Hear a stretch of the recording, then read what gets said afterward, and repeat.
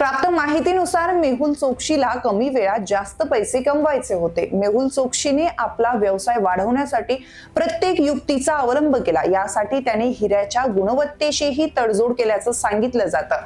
Mehul चोक्सीच्या net worth बद्दल बोलायचं झालं तर त्याने जेव्हा भारत सोडला तेव्हा त्याच्याकडे 20,000 कोटी रुपयांची संपत्ती होती। बिझनेस स्टँडर्डला दिलेल्या मुलाखतीत खुद्द मेहुलने हा खुलासा केलाय। पीएनबी घोटाळ्यानंतर त्याची मालमत्ता ईडी आणि सीबीआयने जप्त केली होती।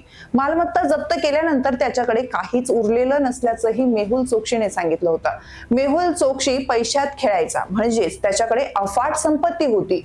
पीएनबी घोटाळ्यानंतर त्याच्यावर आरोप झाले आणि गुन्हाही नोंदवण्यात आला होता। मुंबईतील एका विशेष न्यायालयाने फरार हिरे व्यापारी मेहुल चोक्सीशी संबंधित 2,565.9 कोटी रुपयांच्या मालमत्तेच्या लिलावाला परवानगी दिली होती। मेहुल चोक्सीकडे सांताक्रूज मधील खेनी टॉवर मध्ये सुमारे 25 कोटी रुपये किमतीचे फ्लॅट होते। तसेच अंधेरी पूर्वेतील सिप्स मधील 98.3 कोटी रुपये किमतीच्या 2 मालमत्ता होत्या। यासह अनेक मालमत्ता त्याच्याकडे होत्या। पण यानंतर ईडीने चोक्सीशी संबंधित 2,565.9 कोटी रुपयांची मालमत्ता जप्त केली, ज्यामध्ये स्थावर आणि जंगम मालमत्ता, वाहने, कारखान्यातील उपकरणे, शेअर्स आणि दागिने यांचा समावेश होता।